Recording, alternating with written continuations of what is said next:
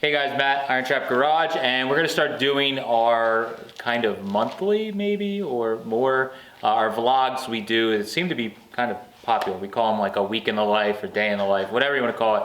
But through the warm months, we usually have so much going on that doesn't get filmed that we decided to start filming these videos. So this is kind of like our first one of the season, so to speak. And we have a crap ton. We just kind of all of a sudden realized this week we had so much going on. So number one, we have two young Swedish guys that are staying with me for the month, which is really cool. So Karl and Jacob have reached out a while ago and asked if they could come and stay with me during their US trip. So we're gonna put them to work, which is kind of cool, that we're gonna have some help. We also have some organizing to do at the warehouse. We're gonna start working on the track T. We got some flatheads that Steve's been working on, and we're gonna hopefully see what happens with those. Maybe we'll have a good one, we don't know. And on and on and on, all kinds of neat stuff. And of course, we're gonna drive some sort of old car in this video because that's what it's all about. So let's get started with our week.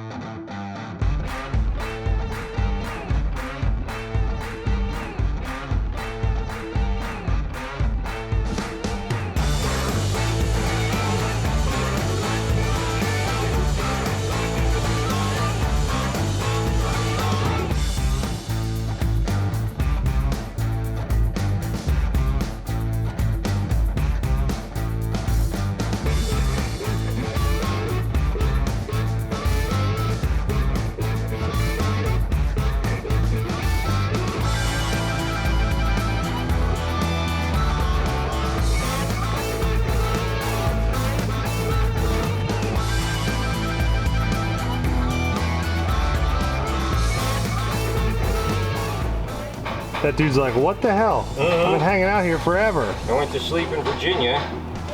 Woke up in PA. This is the same side that had the mouse, right? Yes, it is, sir. Mices and stinky bugs. That's the second one, right? Second stink bug? That's probably the third. Yeah, that's the third one I've gotten out of this engine. There was a small nest of them in there, and it's time for him to go goodbye.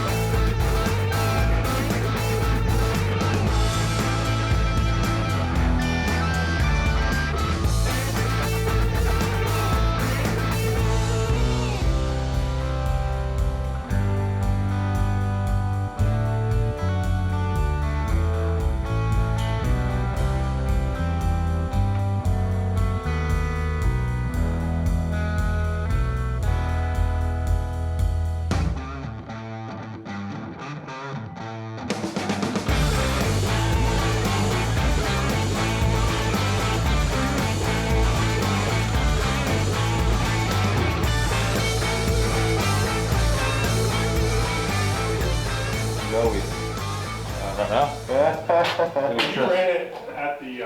Wait, so do I need to turn that breaker on in the box to get this thing to work? Yeah, that's the way we have it set up. Okay. If you want, in the future, I can get a disconnect, and we can mount a disconnect there on the side. It might be handy, but it's not a big deal. I figured it's not super far from the breaker. Yeah, it's not a big deal. Honestly,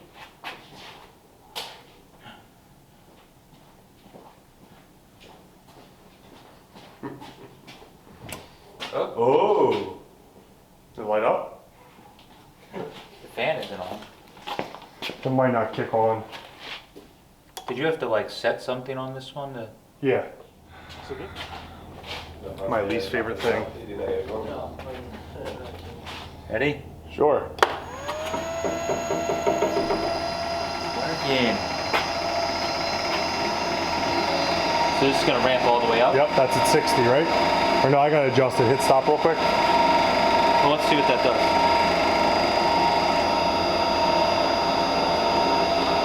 So it's set to...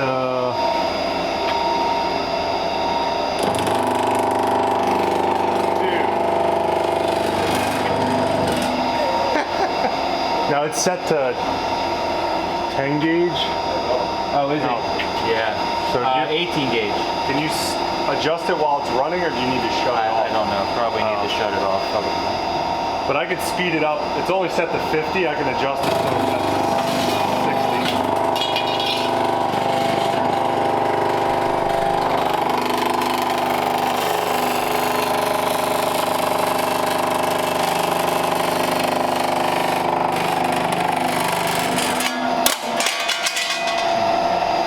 Yeah. So It's like- today's payday. Do I get paid today?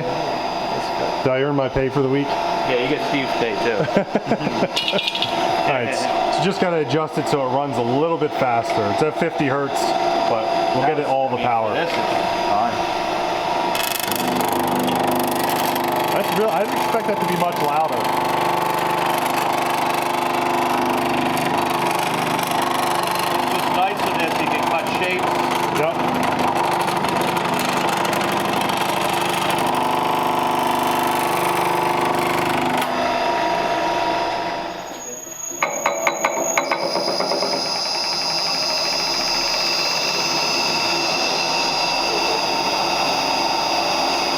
Still scares me.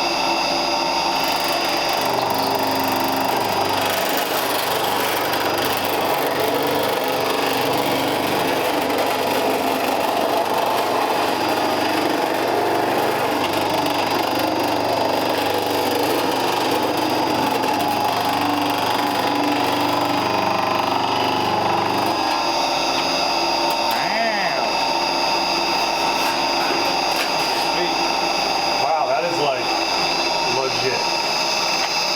Legit as shit. What do we need to cut circles for? Yeah. Everything. Dude, this is gonna change my life. More about these than us. That's working? Yep.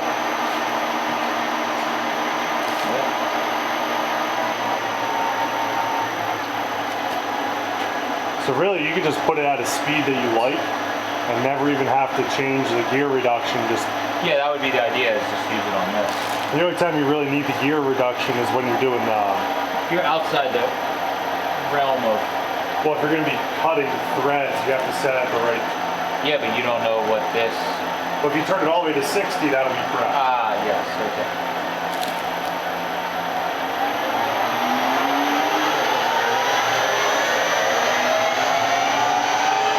Yeah. 1,000 RPM.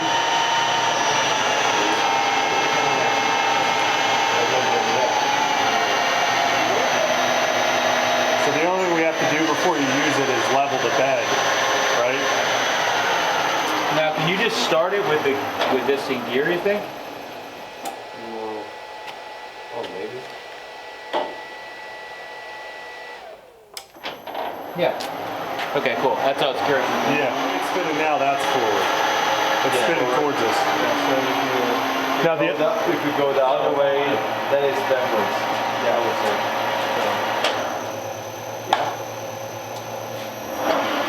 Yeah. Okay. I learned something new today. What would you spin it backwards for? Types of threads, maybe? I don't know. Actually, no. If you want your tooling like on the other side, and you're like cutting on the inside, you can Yeah, cut. and when you have threaded, you want to go out with the threads, you go backwards. Yeah.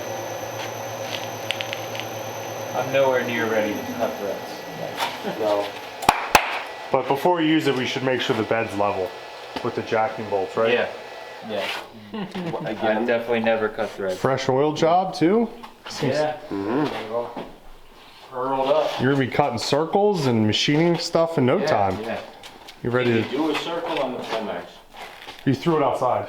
Yeah. They came out good? Oh, it came out amazing. Nice. Yeah. Cool. Yeah. Ready, Machines all set up. ready to. Yeah, start making chips. I'm excited.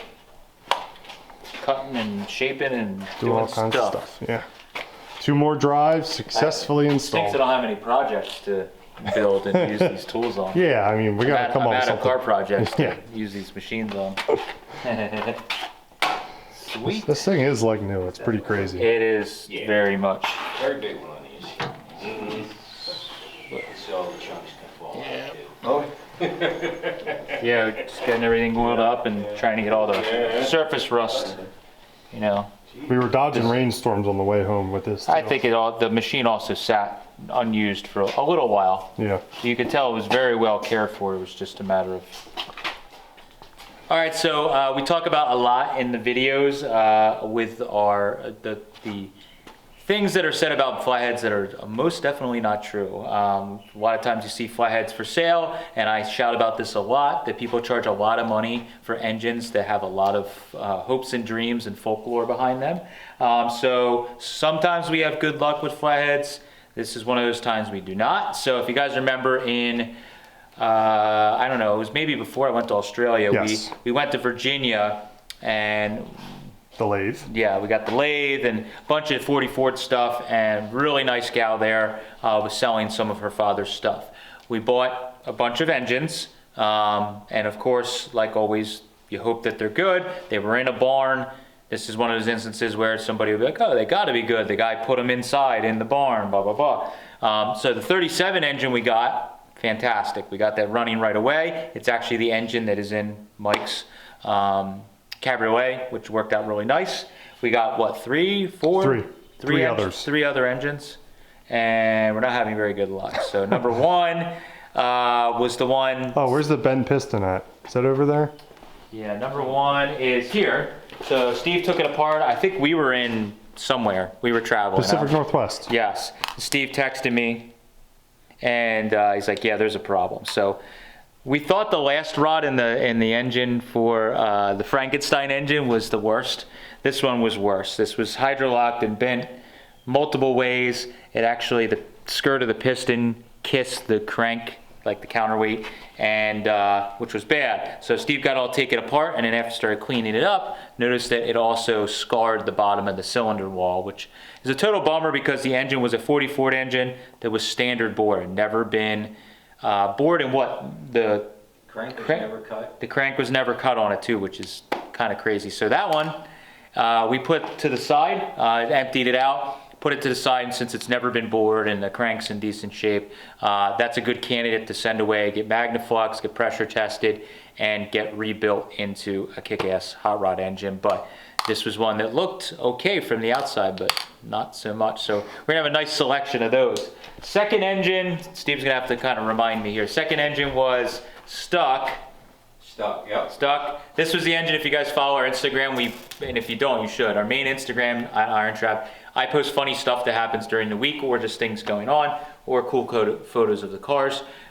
Steve pulled the one cylinder head and almost had a heart attack because there was a mouse, half dead, insert photo here, sticking out of one of the water ports in the engine when he picked the head off. So this was an engine that was like this, all bolted together. Never would have thought. A little mousey sticking out of it. That engine was the one you were just working on? No, that was the first one with the bent rod. Oh, the mousey was in the bent rod engine. Okay, so double whammy in that one. The second one was the one with his grandfather. Oh yes, the second engine is the one Steve just kind of put to the side now. Again, stuck. We ended up having to like beat the piston out of it. We did get it out without breaking the piston. That engine is 30 over. It's a 59 AB. It's 30 over. And we're trying to find some rings for that because it has vintage pistons in it. The Hastings rings that you get nowadays are a different thickness. But that one Steve was working on it for a while, and he looked down in the cooling port. Same like center port, but in the block, and there was a little mousy skeleton living in it. And yeah, we thought a mouse stuck in a cylinder head was the weirdest thing we've done. Now we have a little mouse skeleton in this flathead inside the cooling port. Little tomb, mousy tomb. You never know what you're gonna find in these good running flatheads when parked. Right. Yeah, so not great. So basically that engine we put to the side. It was basically so stuck that some of the rings were broken when we got them out, et cetera, et cetera. If we can make that one live, we're gonna have to find some rings. So I used to kick to the side or not even buy NOS rings when we were out of States, and now we're like kicking ourselves because we probably could use them. So unfortunately, that's putting that one on hold. We have this third one that Steve's just starting to dig into. Fingers crossed that maybe 1 out of 3 might be usable. We'll see, but I don't have high hopes. But again, just goes to show, and for anybody that sends us emails, we get emails like daily of people trying to sell us fucking stuck flatheads, and I'm like, I don't really want them. I really do not want to buy flatheads unless it's convenient. This instance, we were already at this state buying a bunch of stuff. The prices were fair, but like, in the end of the day, this probably wasn't really worth it. We could have bought the one nice one, and we would have been like high-fiving and had saved a lot of time. So that's the saga with flatheads. We're gonna keep working on these, and maybe one of these will run or something. If not, I think we found possibly a new machinist to do some flathead stuff for us, so we may be able to save some of these and turn them into fresh hot rod engines, which would be really cool. Good morning. We're here at the warehouse. Some things are changing. So we had that auction back at the in April. It ended at the end of April.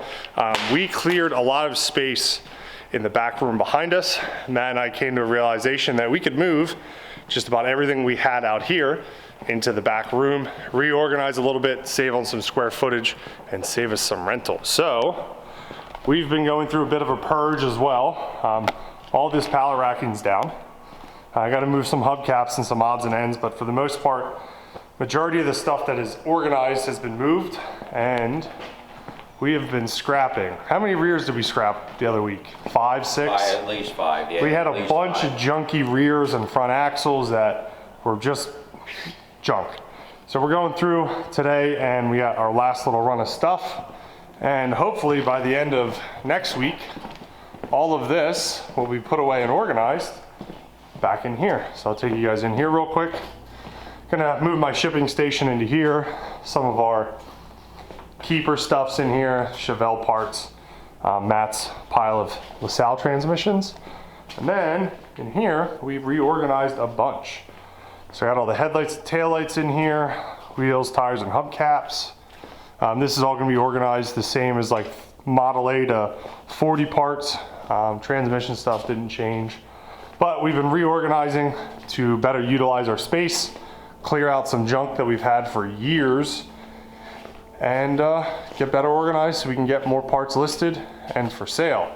So today we're gonna work on moving some more stuff into here. I got some empty space underneath for some pallets of parts that need to be put away.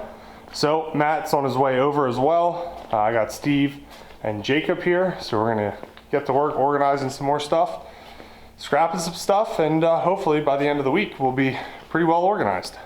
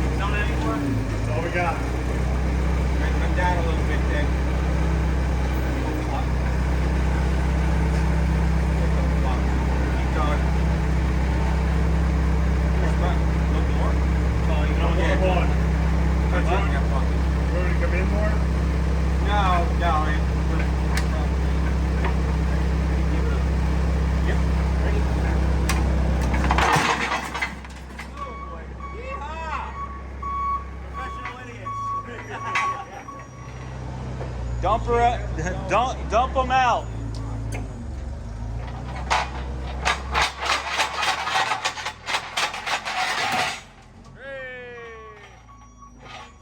Right.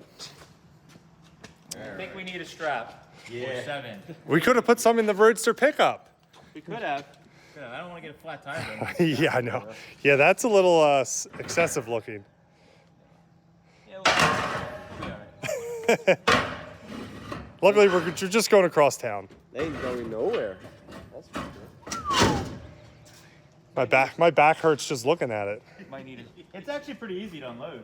You just Throw it, yeah. throw it. And my truck's filled with radiators, so we got a bunch of stuff to scrap. Yeah. Free lunch today. Free lunch and a half.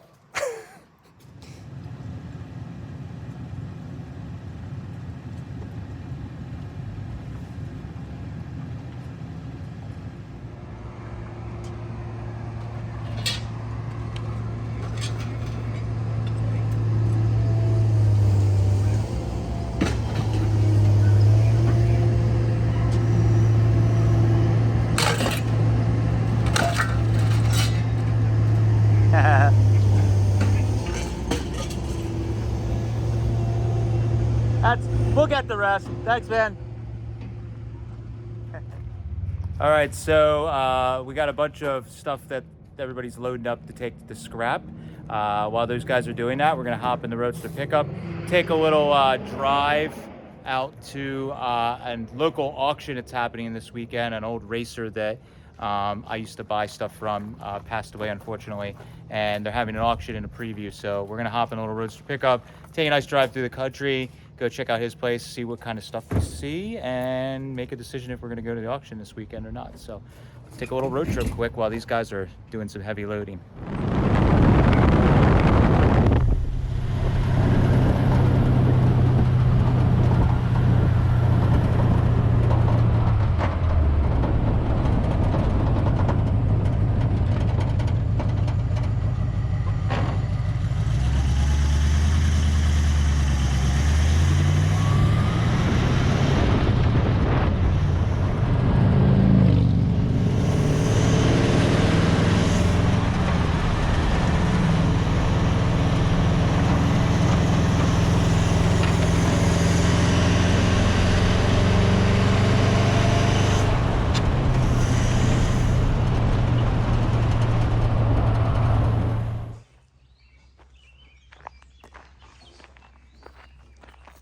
Ooh,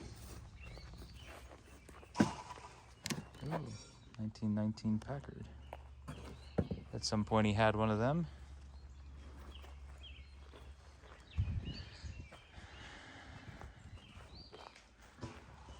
So this is a old-time racer that I used to come visit and buy things from. Unfortunately, he passed away, and they're cleaning up his property at an auction. So these are always good because literally, like in the scrap piles, you'll find neat stuff like that. And you never know what's laying around here. That might be some parts of some old brake drums and racing parts. Yeah, one was lost too. Oh, there's an old Atlantic sign back there. That's good. Let's see. I'd have to buy the scrap pile.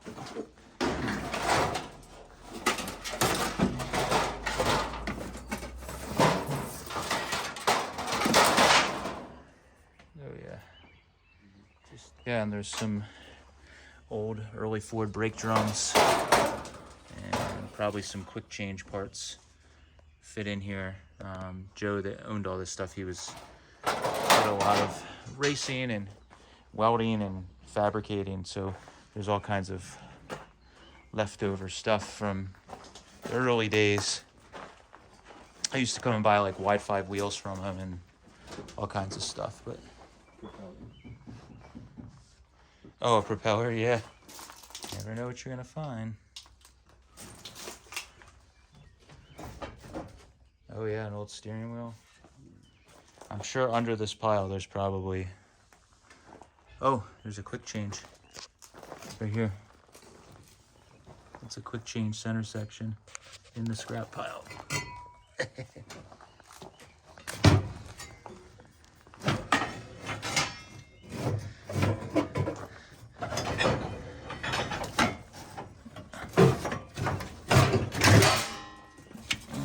Forcing on.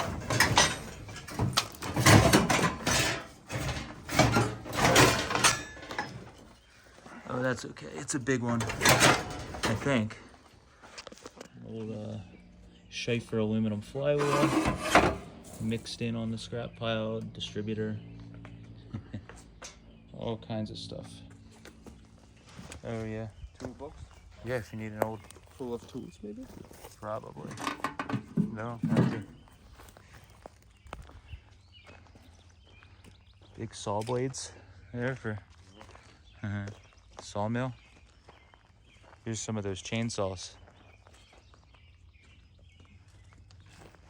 Even the chainsaws were cool looking. Oh, this one, let's see. David Bradley. Wow. Oh yeah, turbo carburetor setup. And that's unusual. I'm sure somebody knows what it is.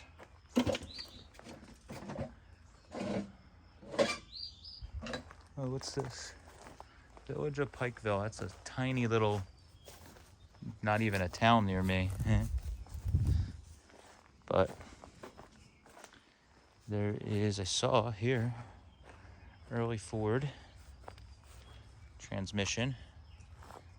So again, knowing that Joe was doing this a long time. Oh wow. I knew there'd be some early Ford stuff. Look at all the rims and hubcaps and wow. They might sell this whole trailer as one pile.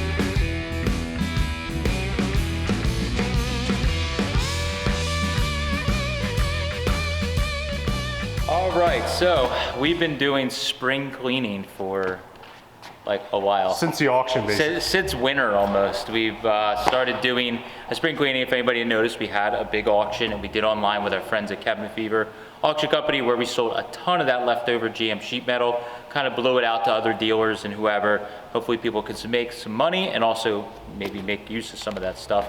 The goal was this big area here, if you spin around, used to be obviously all of our junk, and it was kind of all spread out. The problem we would have is when we do these big estates, we get a ton of stuff in, an influx really quickly, and then we go through and pull out the really good stuff, and then there's a lot of kind of like middle of the road stuff or stuff that's not worth a lot but is too good to throw away. We had to make the decision, I had to make a lot of painful executive decisions to scrap and throw away a lot of things. So I know people were probably cringing in some of our social media posts and also some of the posts in this video where we were scrapping stuff, but we had to do it. I can't pay for storage for stuff that is not worth the storage that you're paying on. So we kind of had to move the stuff along. We tried to sell for anybody who was gonna bitch at us. We tried to like practically give away at scrap prices some of the stuff, like a pallet load of Model A wheels for like $50 or $25, and we had like 3 people that bailed and didn't even show up to pick them up. So some of that stuff had to get scrapped. So we'll take you inside. We have a little bit more to clean up here. That's Mike's like packing and shipping area. I'm not gonna make anyone clean that up. I'll clean up my own mess. So in this area here, there used to be a lot of my stuff. I brought a lot of that home. There's still a lot of your stuff. There's still a little bit, but a lot of the stuff that was mine, a bunch of it went home. So we have a little bit of our 70 Chevelle sheet metal left. We're down to the last 3 or 4 items basically. Yep. So those, because they're really good things, they went on the shelf. They'll just sit there, and when they sell, they sell. I have a few of my engines. I have a 50 Olds engine we got from a viewer that was in his dad's 40 Ford. Probably send that away and get that rebuilt. So some of this stuff is engines that are either Frankenstein engine that Steve got going. We just wrapped it up, and it's just for whatever car. Bunch of transmissions. This area we got to organize a little bit more, but this is some of my stuff and different cars. Yeah, we got a bunch in here. We moved our merch in here, and then we'll show you the other room before we get done, which is actually... It looks way more over the top than it did before. It's much more organized now, and we're better utilizing the space. So we put a lot of our sheet metal up in the top there. Now that we got rid of a lot of that GM sheet metal, that's where that all lived, a lot of it before. So we could utilize that space. We have all kinds of, so now with having the Swedes helping us and Steve helping and a bunch of help, we were able to get a lot of this stuff put away and organized, and we made like a headlight area and a taillight area. You basically reduced it to, I think there's 10 total pallets of stuff that I need to be going through yet. So yeah, so it's like 10 pallets that are unsorted, and a lot of that stuff is just, who knows, there's NOS stuff, there's, it's just so random what we get that we have to go through it, and obviously we don't want to throw it away, so we have to go through, and a lot of that stuff makes it to the IronTrap finds page. If you guys don't follow that on Instagram, you should. That's where we list a lot of stuff that's like quick movers, and you can find a lot of that neat stuff for a good deal. But yeah, we kind of went through. There was like, I don't know, I felt like there was like hundreds of brake drums and back. Well, we had a huge pallet here of junk stuff that we were just waiting for scrap. Yeah, so we ran, I don't know, 3, 4 So we did loads. 3 truck and trailer loads, and then my pickup truck with radiators. Yes, and we one good thing that was satisfying to me is we got to use the green trailer we picked up in Texas last summer. My nephew and I worked on getting the wheels all freed up, got them off, we got new tires put on. I used it a little bit before winter, but we pretty much turned it into our scrap trailer. So it was loaded down and it towed amazing. So that thing already is worth the cost we paid and the hassle to drag it home from Texas. So yeah, we got all that done. We still have to go through some of this stuff a little more. We have torque tubes and springs, but like we had probably triple this in springs, and we scrapped a lot of them that were like rusty and pitted, or just, we had too many duplicates, and even now we still probably have too many. I need to redo that bin. It's really The bin is like begging for mercy. But yeah, so we kind of saw our engines here too. We have like this good 283 that we picked up we've been kind of holding on to. If we get the right car, we might just slap that in, and on and on and on. Lots of stuff. So we got it a lot more organized. The goal was to get it in this general area. We have this big, I don't know how big this is. It's 3,000 square foot with the other room out there. Yes, so we were trying to get everything in this area and packed in. I think we could probably even shrink it down more if we were even better organized, but the goal is to start getting more organized. We have so many duplicates, and I hate throwing things away. So like you can see, we have so many spark plug tubes for Flatheads. We had twice that many, but they were like pitted or bent, and we just had to go through and throw some of that out. That's the downside. A lot of people talk in videos, you read the comments, and they say, oh, I'm so lucky you get to buy in bulk like that, and blah, blah, blah. This is the downside of buying in bulk. They make you kind of take almost everything, and then you get it all back, and you have to sort through it. So the amount of hours we have in sorting through and looking at every freaking tube and being like, okay, should we scrap it or keep it? It's kind of mind-boggling. But we kind of have it under control, and we're going to try and maybe do this once a year if possible, and it'll keep things organized. And if we ever get a building on site that we can keep our stuff in and have everything on site, we'll definitely want to have this a little more organized, so we're not doing what we just did as we unload. That'll definitely be a keep and throw pile as it's going out the door. Even now, I already could tell you a lot of stuff that would get thrown if we have to move it like again. So that is kind of a wrap up our week. We'll try and do some more of these. Summertime is always really, really good, and it's just full of chasing old car parts, driving old cars, hanging out, having fun, and just enjoying the weather. So thank you guys for following along. Appreciate it. Catch you later.